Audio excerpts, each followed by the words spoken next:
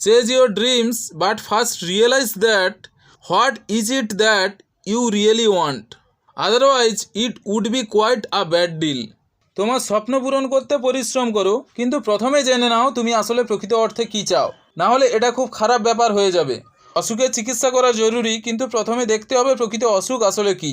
অসুখের কারণ মানসিক না শারীরিক জানতে হবে। আমরা আমাদের পছন্দের কাজ ঠিক করি সমাজের মুনাফাযুক্ত কাজ দেখে।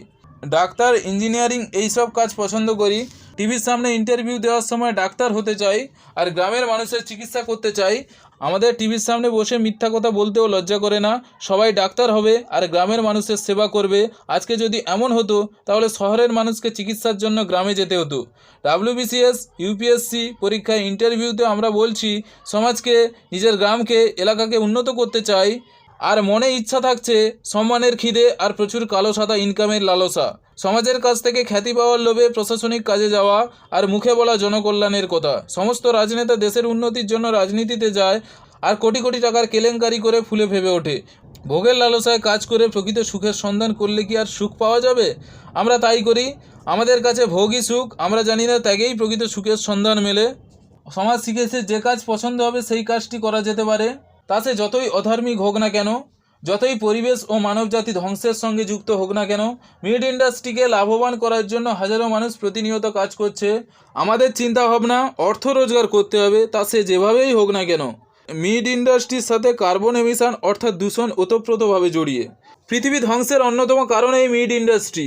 নৈতিক দিক থেকে ও প্রাকৃতিক দিক থেকে মিড ইন্ডাস্ট্রি ক্ষতি করছে, তবুও আমরা মিড ইন্ডাস্ট্রিকে এগিয়ে নিয়ে যাচ্ছি। আমাদের মিথ্যে অহংকার।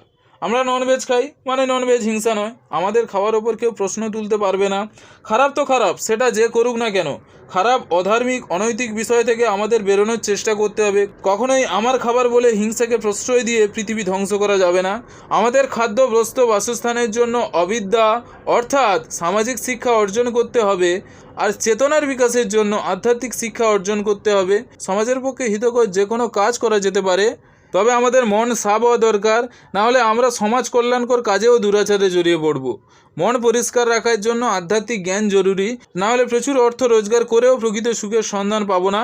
সারাটা জীবন অর্থের জন্য পরিশ্রম করতে হবে আর দুঃখে জীবন অতিবাহিত করতে হবে।